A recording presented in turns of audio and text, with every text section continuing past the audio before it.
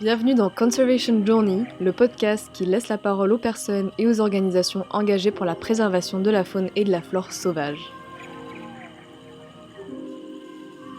Dans cet épisode, Colline nous raconte son parcours et le travail qu'elle a mené en terre australe et antarctique française. Bonne écoute!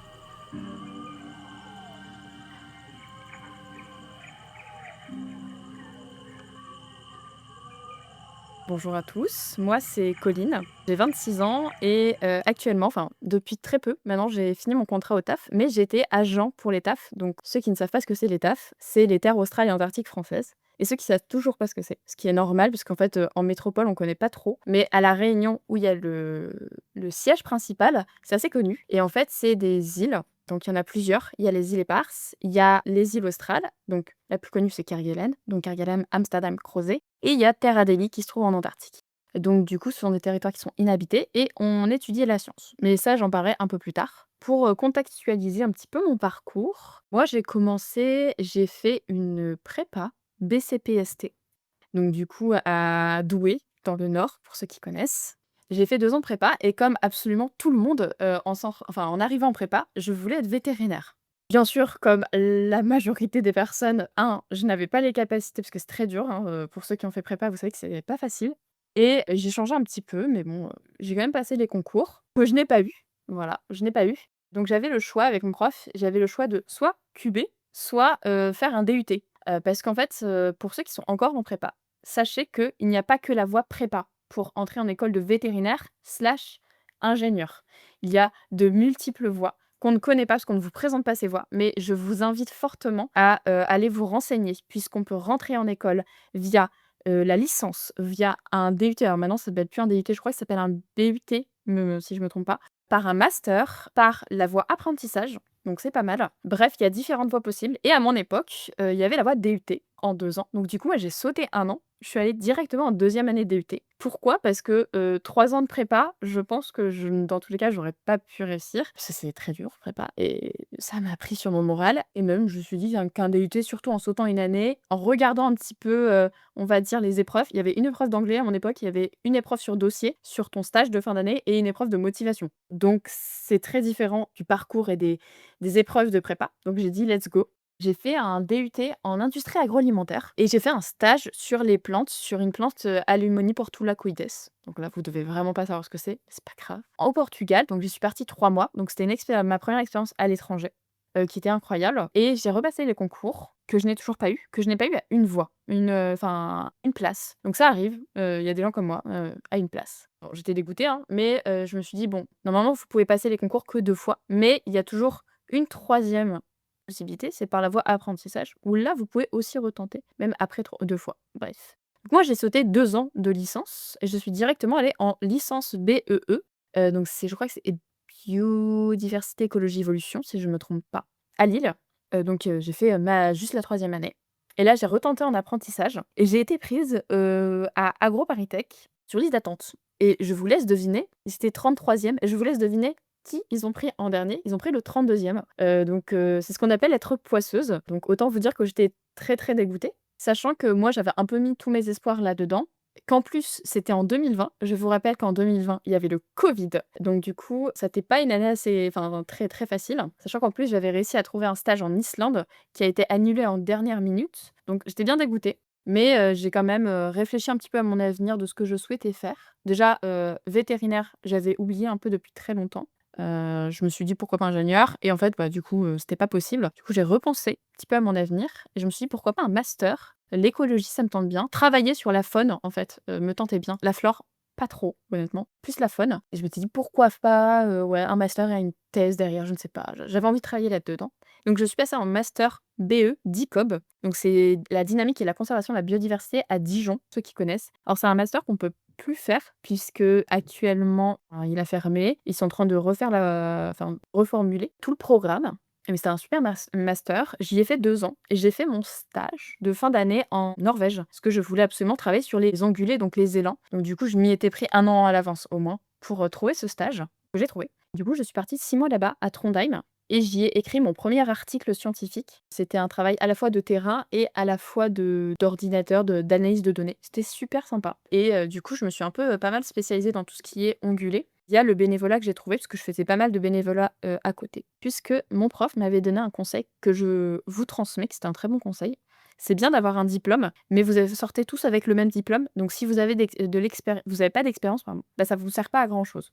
Du coup, c'est bien de se trouver de l'expérience, mais en fait, c'est compliqué de se trouver de l'expérience, surtout quand, bah, 1, on n'a pas de réseau, 2, on n'a pas d'argent, parce que l'argent, ça peut aider et c'est un peu, se débrouiller par tous les moyens. Donc moi, j'avais vraiment, fait un peu de copinage, et j'avais essayé de trouver un petit peu pas mal de bénévolat, mais je vous en parlerai après si vous voulez. Et après cette expérience, j'aimais bien travailler sur les ongulés, comme je disais, donc j'avais un peu envie de continuer là-dedans et j'ai trouvé un service civique sur un projet qui s'appelle Écolème. C'est un projet, travaille sur les populations de chevreuils et de chamois en fonction de la présence du lynx boréal et de la pression de chasse. Donc c'est à la fois avec l'OFB, à la fois avec le CNRS et les fédérations de chasse du Jura et de l'Ain.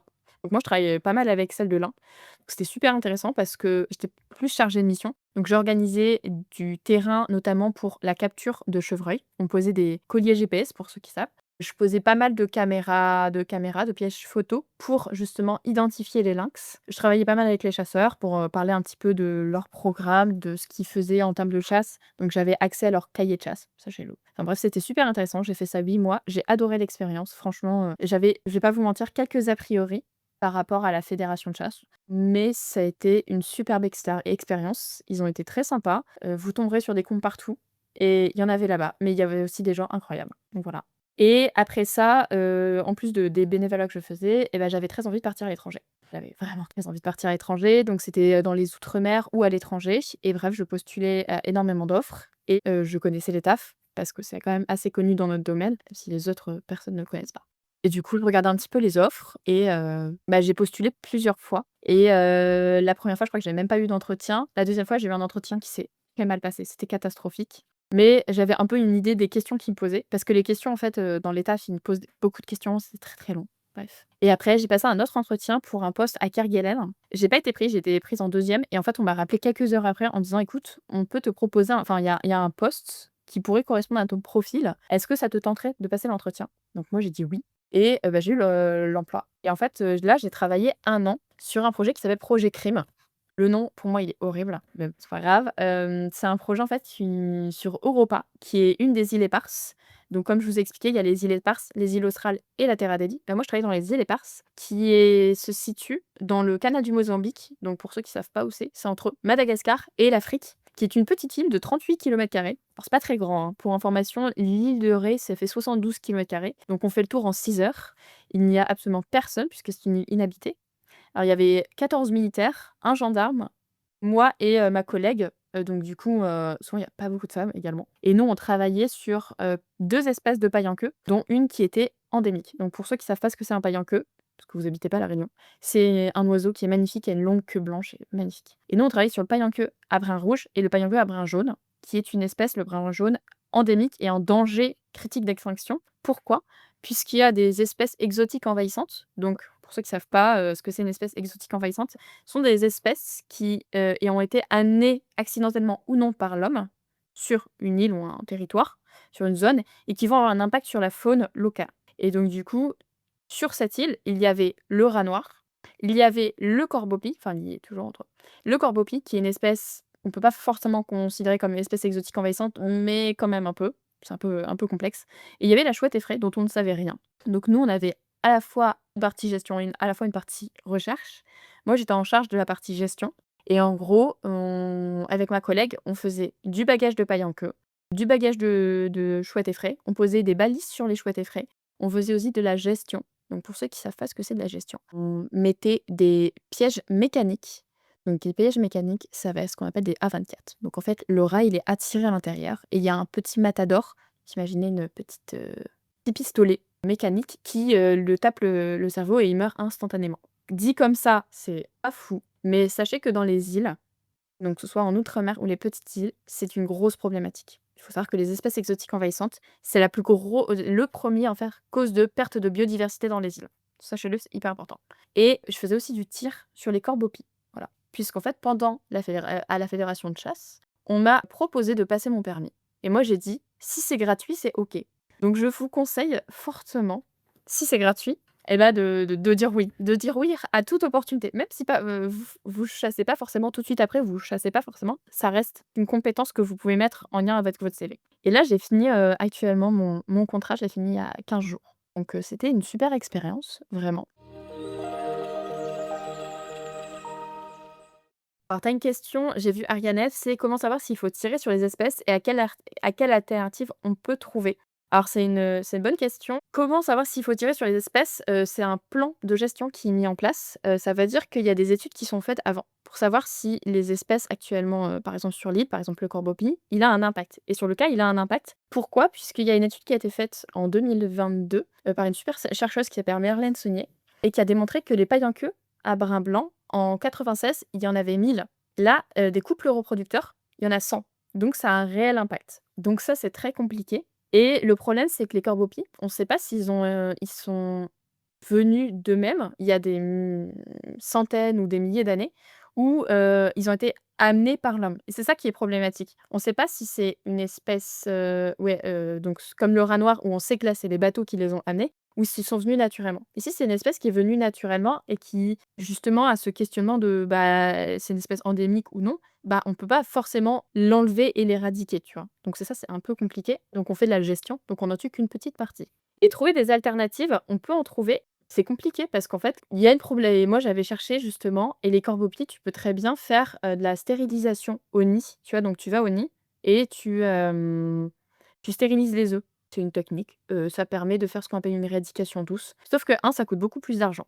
Il faut savoir que les TAF, ça dépend du ministère des outre-mer. Ce n'est absolument pas une entreprise privée. Donc du coup, ils ont pas beaucoup d'argent. Ils dépendent, bah, du ministère des outre-mer et de combien ils veulent bien leur donner. Donc ils ont pas beaucoup d'argent. Donc du coup, ils vont clairement faire le moins cher possible. En plus de ça, bah, vous êtes tout seul, donc vous avez pas beaucoup de moyens. Donc imaginez, vous devez monter aux arbres, à chaque arbre, trouver les arbres, parce que bien sûr, enfin, c'est vous êtes tout seul, donc il faut trouver les arbres, aller au nid, monter sur les arbres et leur injecter le produit. Ça coûte très cher, ça prend beaucoup de temps et c'est une technique, on ne sait pas si ça fonctionne à 100. Donc ils ont clairement pris la méthode peut-être la plus simple, je pense, ou la plus réalisable. Ça veut dire, bah, me donner un fusil et tirer un certain nombre, un quota précis d'individus. Donc je comprends que tout le monde, ne voit pas ça d'un bon œil, mais c'est une des solutions qui est utilisée et c'est pas utilisé que, bah, là, par exemple, j'ai vu que, sur Djibouti, ouais, je sais ils sont aussi cette problématique. Malheureusement, le fusil, c'est aussi une des techniques utilisées, mais il y a sûrement d'autres techniques que je connais pas, en plus, de la stérilisation. Il faut faire un suivi, hein, écologique. Tu peux pas faire ça comme ça. Je sais que le projet Récit, pour ceux qui connaissent, c'est un projet européen qui s'est fini, cette année, qui est un projet qui a duré, officiellement 4 ans. Mais en fait, il y avait un projet européen qui a coûté 3 millions, qui a permis d'éradiquer sur Amsterdam, qui est notre île, qui est dans les Australes, qui a éradiqué les chats, les rats, les souris.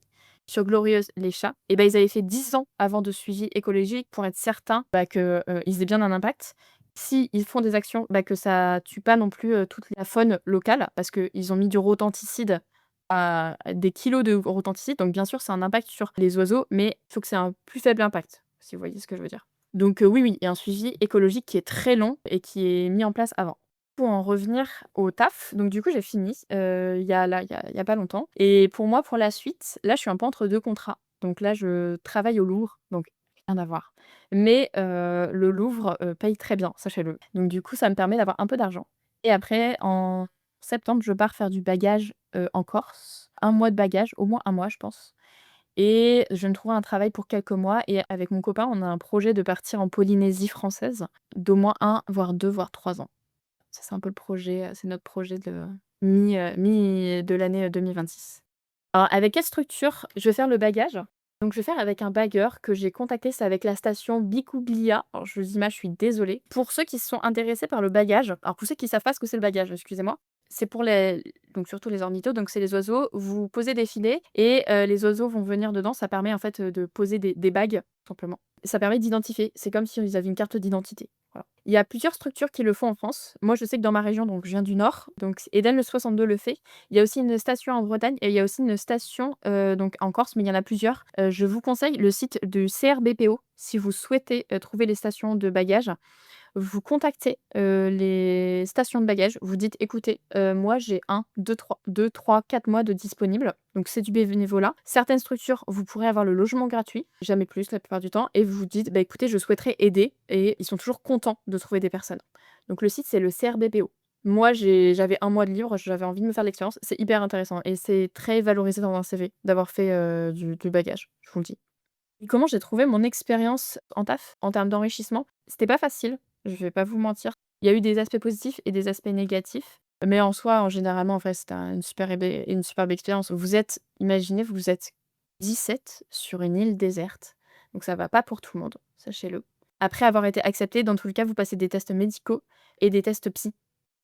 Voilà, c'est obligatoire. Des tests psy qui peuvent durer, plusieurs heures, hein et ils vous disent si vous êtes apte ou pas parce qu'en fait, tout le monde n'est pas apte à travailler dans des îles isolées pendant des mois. Moi, la première fois, j'y suis allée 4 mois et la deuxième fois, j'y suis allée 2 mois. Ça ne va pas à tout le monde. Ça veut dire qu'il y a pas grand-chose sur l'île. Quand je vous dis pas grand-chose, c'est il y a un peu de lecture, l'internet, il y a 100 gigas, vous êtes 4 dessus, c'est pas énorme. Vraiment, c'est vraiment pas énorme. Donc ça convient pas à tout le monde. Vous êtes isolés avec des militaires donc du coup, ça peut être une mentalité qui est différente, mais vous devez faire avec. Dans des terrains qui peuvent être assez compliqués, moi sur mon île, il y avait beaucoup de moustiques, mais quand je vous dis beaucoup de moustiques, c'est énormément de moustiques.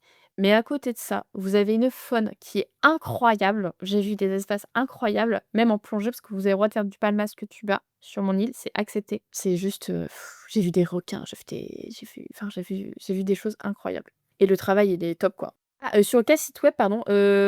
Alors, vous trouverez l'expérience sur les TAF, bah, sur les TAF, en fait. Vous tapez Terre australe Antarctique française ou TAAF. Vous pouvez aussi aller sur le site de l'IPEV, qui est aussi une autre structure, qui va aussi, dans les terres australes Antarctique françaises, mais ça, c'est un peu plus la partie recherche. Alors si vous vous tenez un peu au courant de l'actualité, l'IPEV a fusionné avec, Ifremer, parce qu'ils ont des financements, c'est un peu compliqué en ce moment. Donc ils ont fusionné avec, Ifremer, mais les 2 sont possibles. Sachez que, les campagnes pour partir dans les terres australes ils cherchent à embaucher, donc c'est 14 mois quand vous partez. Donc ça, c'est un peu plus rude, hein. 14 mois sur une île, tout seul, c'est un peu compliqué et du coup, vous partez entre octobre-novembre souvent et ils ouvrent les candidatures, je crois, c'est début d'année. Je crois que c'est janvier quand tout se passe bien.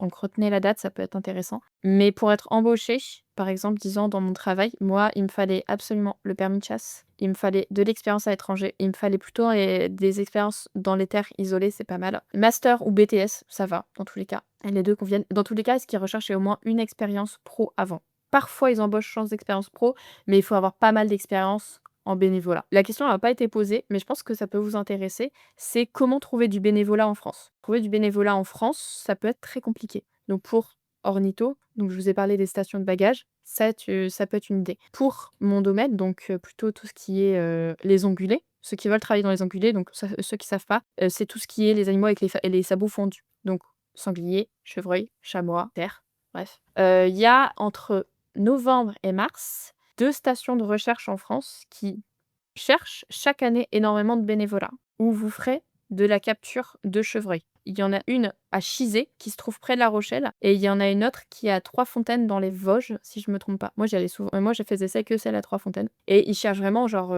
beaucoup de bénévoles parce qu'ils ont besoin de beaucoup de bénévoles. C'est fait par l'OFB. Si vous tapez OFB Trois-Fontaines, dans tous les cas, capture chevreuil, vous tomberez sur des liens. C'est reprise de chevreuil en forêt, c'est le premier lien. Avec la FDC, la Fédération de chasse 52, il y a souvent une adresse mail qui est affiliée. Mais au cas où, vous êtes intéressé mais bref, ils font ça plusieurs fois par semaine. Moi, j'y allais, clairement le samedi. Je faisais genre 3 heures de route le matin et 3 heures de route, on y allait, avec des personnes de mon master et tu passes la journée, tu as 2 sessions de capture par jour de chevreuil et c'est vraiment hyper intéressant et c'est là que j'ai rencontré un gars qui travaillait à l'OFB et je parlais avec lui et tout et il m'a proposé de faire de la capture de chamois en montagne. Donc en fait, c'est via justement le fait de parler à des professionnels sur le terrain, bah, que vous pouvez augmenter, un votre réseau et 2 vous faire d'autres expériences de bénévolat. C'était dans le massif des Vosges, l'expérience, de chamois, de capture de chamois. Ils font ça entre juin, je crois et août. Je sais pas s'ils en font encore, mais je pense que oui et ça m'avait aidée pour, avoir mon service civique et j'ai eu mon travail au taf parce que j'avais mon service civique. Donc tout est un peu lié. Donc vraiment du bénévolat, l'été, si vous avez du temps, n'hésitez pas. Franchement, ça va vous aider pour votre CV. Sachant qu'en licence, moi, à mon époque, on finissait en mai. Donc j'avais, 3 mois à perdre. Alors, autant vous dire que vraiment, hésitez pas, ça peut vraiment vous aider. Voilà. La question, c'était pour quel genre de profil le travail en taf? C'est des personnes, qui ont entre un BTS et un master, qui aiment le terrain, qui ont déjà fait un peu de terrain avant, plutôt du terrain de difficile, je vais pas vous mentir. Oui, je suis payée au taf puisque vous avez un contrat de service civique. Alors vous allez voir que les contrats de service civique, vous allez en faire beaucoup au début. Service civique en France, c'est, 12 ans, pardon 12 mois, excusez-moi, 12 mois avec une structure, c'est pas renouvelable, c'est entre 18 et 25 ans. Pour les TAS, les Terres australes antarctiques françaises, eux, ils ont un accord, je pense. Donc vous êtes en statut volontariat de service civique, ce qui est un statut différent. Là, c'est 36 mois, renouvelable plusieurs fois, excusez-moi. Et là, il y a pas de limite d'âge au taf. Honnêtement, il y a des services civiques qui ont genre, 40 ans. Au niveau du salaire, moi, je touchais 1 500 €, mais parce que j'étais dans les îles Éparses. Pourquoi? Ça veut dire qu'une partie de l'année, j'étais sur mon île Europa et l'autre partie, j'étais à La Réunion et La Réunion, pour ceux qui savent, ça coûte extrêmement cher. Donc du coup, on avait une aide vie chère. Ceux qui partent dans les Australes, donc Kerguelen, Amsterdam, Crozet, c'est 1 000 €. Vous allez dire: «C'est pas énorme», ce qui est pas énorme, clairement, on va pas se mentir. Mais 1 000 € que vous mettez de côté et parce qu'il y a rien, en fait, là-bas. Enfin, vous pouvez rien littéralement, vous pouvez rien dépenser. En fait, il y a rien. Donc du coup, ces 1 000 €, vous les mettez de côté, chaque mois. Donc du coup, à la fin de votre expérience, vous finissez avec 14 000 €. C'est quand même pas si mal, en vrai. Alors si on veut continuer de travailler en taf, c'est possible ou c'est que des contrats de service civique? Alors c'est possible dans le sens où, ça reste un service public, ça veut dire que comment expliquer? Même si vous avez fait de l'excellent travail et que vous trouvez que vous avez fait un très bon parcours et qu'ils vous disent: «Écoutez, il y a une offre d'emploi qui va sortir, vous devez repostuler». Ça veut dire qu'ils vont pas vous la proposer. Dans certaines entreprises, par exemple, vous faites un bon travail, ils peuvent vous proposer, «Ah bah, il y a un travail de chargé de mission, est-ce que tu souhaiterais, le faire?» Bah, vous êtes obligé de postuler. Donc oui, vous pouvez faire, plusieurs services civiques avec des postes différents. Par exemple, travailler dans les Australes puis dans les Éparses ou travailler dans les Éparses après dans les Australes en service civique. Il y a aussi des postes de CDD de 3 ans dans les TAF pour être technicien ou chargé de mission. Pour information, les TAF, c'est très dur à rentrer. Dans certains postes, vous pouvez avoir 300 candidats pour un poste. Chargé de mission, c'est pareil, technicien, c'est pareil, parce que ce sont des postes qui ont vraiment, enfin, c'est travailler au taf, c'est quand même, des terres qui sont inhabitées, donc c'est toujours hyper intéressant de travailler là-bas. Et vous revenez voir ta famille sur les 14 mois? Absolument pas. C'est, l'aspect, un peu, qui peut être dur. Il faut vraiment que tu imagines que pendant 14 mois, tu es sur ton île. Tu ne peux pas partir. Sauf bien sûr si tu dis: «Bah, écoutez, j'en peux plus», voilà quoi. Sauf qu'il y a 4 bateaux qui passent par an sur l'île. Après, il y a personne. Le bateau qui vient 4 fois dans l'année, je crois qu'il vient une fois en octobre, une fois en novembre, une fois en avril, une fois en août, je crois, quelque chose comme ça. Et après, c'est tout. Bien sûr, s'il y a une urgence vitale de type quelqu'un est en train de mourir, il peut se faire rapatrier. Mais il faut qu'un bateau vienne et cetera, ça prend du temps. Donc du coup, c'est pour ça qu'ils cherchent des personnes en très bonnes conditions physiques. C'est pour ça que tu es testé avant, hein, on va pas se mentir. Et qu'il y a des tests psychologiques, puisqu'il y a certaines personnes qui vraiment, c'est pas fait du tout pour tout le monde. Vraiment, j'ai vu des gens craquer, parce qu'en fait, tu es tout seul sur ton île, tu vois? Mais après, tu peux, très bien, appeler les personnes par WhatsApp. Moi, j'appelais ma famille, tous les jours, quoi, donc tu ne reviens pas.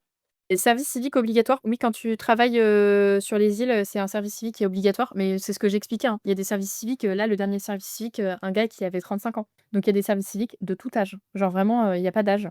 Je crois qu'il y en a un, dans les Australes, je crois qu'il y en a un qui a 47 ans. Donc tout est possible. Bon, il y a pas de trop vieux. Vraiment, il y a pas de trop vieux. Est-ce qu'il y a des compétences théoriques requises? Absolument. Des parcours académiques privilégiés? Non, honnêtement, non. Quand tu travailles pour les Terres australes antarctiques françaises, non. C'est bien sûr, c'est mieux de faire un master enfin, il faut un master en biodiversité, je veux dire, ou un BTS. Dans tous les cas, les 2 sont acceptés. Ce qu'ils veulent, c'est un minimum bac+2. Donc c'est bien d'avoir un BTS, dans l'environnement, ou un master dans l'environnement.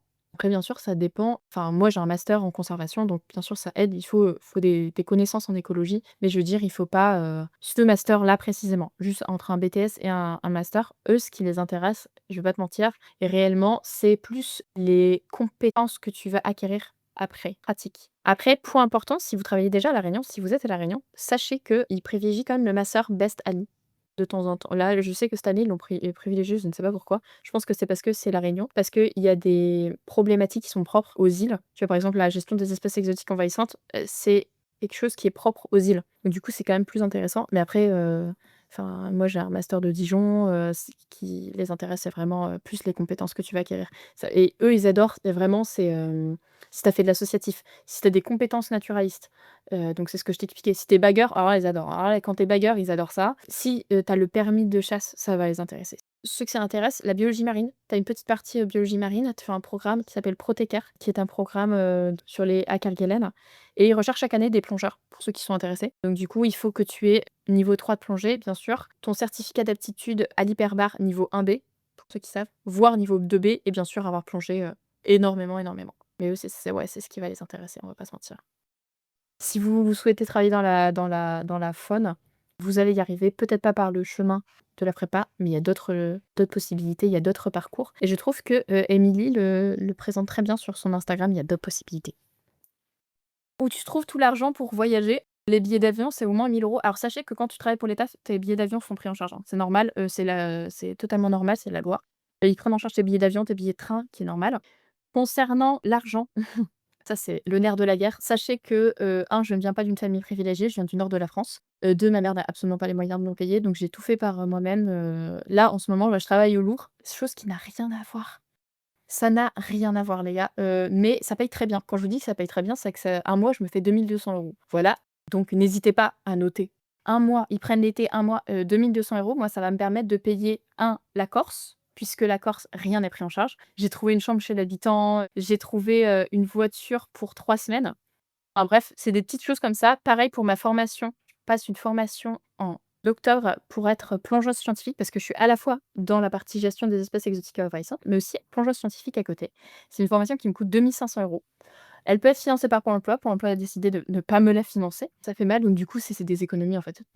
Sachez qu'en ouais, toujours entre 2 boulots, je fais en sorte de trouver des tafs qui n'ont rien à voir parce qu'en fait, bah, c'est très dur de trouver du travail donc vous inquiétez pas si vous trouvez pas du travail. Moi, je me suis toujours trouvé des petits travails. Je travaillais à Peugeot et je travaillais dans des musées, j'ai mon BAFA, enfin et tout ça, vous pouvez le mettre après en valeur. Quel est ton taf au Louvre? Juste, je vais pas vous mentir, je fais pas grand-chose. Je suis dans les jardins. S'il y a des gens de Paris qui veulent venir me voir, je travaille dans les jardins du Louvre. Je serais très heureuse de vous parler et je surveille qu'il y ait pas de problème, tout simplement. Vraiment, et je parle un peu d'art, mais tranquille. Enfin, j'ai aucune expérience, à part, enfin, en dehors de ça. Donc, voilà. Travail très basique. Est-ce que tu as plus d'infos sur, le programme Protecare? Ouais, le programme Protecare, c'est un programme donc, qui se passe à Kerguelen, qui est effectué 6 mois dans l'année, donc du coup en été, austral bien sûr. C'est un programme qui est mis en place par un cherche enfin c'est Sébastien, il travaille à Dijon. Sébastien Mautreuil que vous pouvez contacter, il y a aucun problème, qui travaille au laboratoire biogéosciences. Ça travaille notamment sur, le benthique, dans les profondeurs. Je sais que pour y postuler, il faut avoir donc c'est ce que je vous expliquais, le certificat d'aptitude à l'hyperbarie niveau 1B. Ça veut dire que ça vous permet de plonger, à 30 mètres, enfin de travailler scientifiquement à 30 mètres. Le mieux, c'est de 2B honnêtement. Avoir une bonne expérience de plongée. Quand je vous dis une bonne expérience, c'est bien d'avoir au moins 500 plongées, donc c'est beaucoup, mais voilà, pour ceux que ça intéresse et bien sûr des connaissances en biologie marine. Moi, je le fais, ma classe 1B, je le fais à Trébeurden, pour ceux qui connaissent, en Bretagne. En octobre, donc autant vous dire qu'il va faire très froid parce que moi je vous rappelais que j'habitais à La Réunion, que j'ai pas mal plongé à La Réunion, qu'actuellement il fait 28 degrés et je le fais avec CAP Trébeurden qui est assez, enfin c'est Sébastien qui m'avait conseillé. Il y a plusieurs instituts en France qui le font. Tu en as un à Marseille, tu en as un à, bah, Trébeurden, donc en Bretagne, tu en as un en Polynésie, je crois. Tu en as un à La Réunion, tu en as plusieurs en France, donc allez voir sur le site internet. La formation coûte 2 500 €, ça coûte extrêmement cher. Après, en plus, vous devez vous payer un super certificat, enfin, il y a des tests à passer pour être sûr que vous pouvez faire de l'hyperbare avec un médecin hyperbare. En France, il y en a 5, hein, des médecins hyperbares. À Paris, ça coûte 360 €. Bien sûr, ce n'est pas remboursé. Voilà, donc ça coûte très cher, hein. Donc autant vous dire, c'est la grosse dépense, je dépense pas grand-chose en ce moment. Sinon, je voulais aborder une autre partie qui peut vous intéresser, c'est comment trouver du travail. On en avait parlé avec Émilie des sites un peu, sympathiques pour, trouver dont on ignore. Moi, quand j'ai commencé à trouver du travail, ça a été une galère monstre parce que je savais pas où chercher. Parce qu'à l'époque où moi je cherchais, il y avait pas de plateforme, enfin, il y avait pas d'endroit où on pouvait se retrouver pour, chercher, donc on devait un peu se débrouiller. Je vais vous en donner quelques-uns, comme ça, vous en aurez. Déjà, il y a Rezotti, pour ceux qui connaissent pas, mais souvent c'est un peu connu. Il y a Ecodiff, qui est aussi très bien, mais souvent ils sont un peu complémentaires les 2. Et moi, je faisais que ces 2 là. C'est débile, parce qu'en fait, on a plein d'autres, il y a plein d'autres plateformes. Il y a l'OFB, il y a la LPO, il y a les réserves naturelles, donc faut aller réserve naturelle recrutement. Il y a les parcs naturels, Il y a les parcs, régionales, donc il y a les parcs nationaux naturels, il y a les parcs régionaux naturels. Tu as les TAF, les Terres australes et antarctiques françaises, tu as l'IPEV, tu as et bien sûr, on ne pense jamais à LinkedIn. LinkedIn et oui, on ne pense jamais à ça. Moi, j'allais pas du tout à LinkedIn. Conseil, allez sur, faites-vous un LinkedIn en anglais, faites pas comme moi il est en français, mais il faudrait que je le change. Faites un LinkedIn, c'est hyper intéressant. Pourquoi? Parce qu'en fait, moi, j'ai cherché genre, vous mettez des mots-clés. Moi, je cherchais tout. Je mettais genre ongulé, et je cherchais des gens qui faisaient un truc en lien ou qui avaient des expériences. Je me connectais à eux et je cherchais leur expérience et c'est comme ça que j'ai réussi à me trouver une expérience pour être bénévole en Suède pour faire de la capture de renards arctiques. Voilà. Puisque sachez que chaque année, tous les mois de juillet, ils cherchent des bénévoles.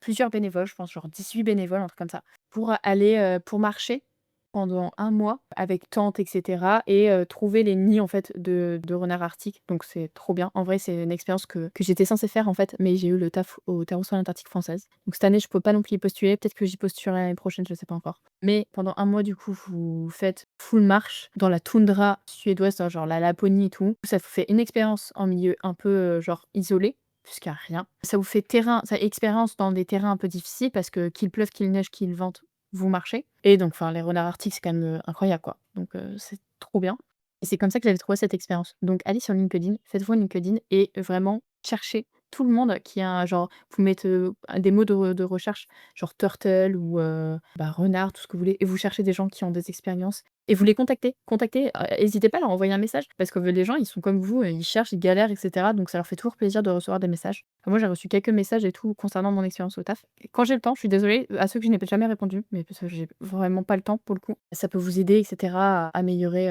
vos CV. Mais surtout, n'hésitez pas à contacter les gens, à contacter les chercheurs en disant: «Écoutez, je souhaiterais faire ça plus tard. J'ai ça comme expérience. Est-ce que un, vous pouvez me donner des idées? Ou 2, vous pouvez également, je sais pas, si vous avez, je sais pas, vous cherchez quelqu'un en bénévolat ou en stage, n'hésitez pas, voilà, je suis disponible. Un, ça montre votre motivation et ils vous gardent en fait.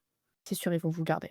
N'hésitez pas à me contacter, soit via LinkedIn, soit, elle a mis donc Émilie avait mis mon Insta, il y a pas de problème. Juste, c'est vrai que là, je suis revenue il y a 2 jours de la Réunion et j'ai enchaîné directement avec le Louvre, donc autant vous dire qu'en ce moment, c'est un peu le rush. Si je réponds pas tout de suite, je suis vraiment désolée, c'est juste que j'ai toujours pas, mes bagages sont juste là, je les ai pas encore défaits, donc faut un peu de temps là, je suis désolée. Pour le mec, de la ouais, station de recharge, je l'avais contacté, par mail. Je l'ai contacté genre, 3 mois avant.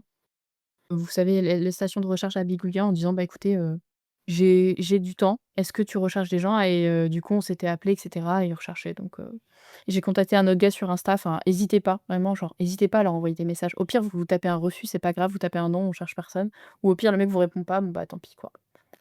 Ça s'appelle la vie, c'est pas grave. Vraiment, c'est dur, hein. Moi, au début, j'avais vraiment du mal parce que je suis pas une grande timide, mais j'aime pas non plus envoyer des mails, je trouve ça très dur. Mais ça va vraiment vous permettre d'augmenter votre réseau. Donc surtout, vous hésitez pas. Super contente qu'il y ait autant de personnes qui soient venues sur le live. Ça fait plaisir de voir autant de gens, motivés motivés et tout donc merci à tous.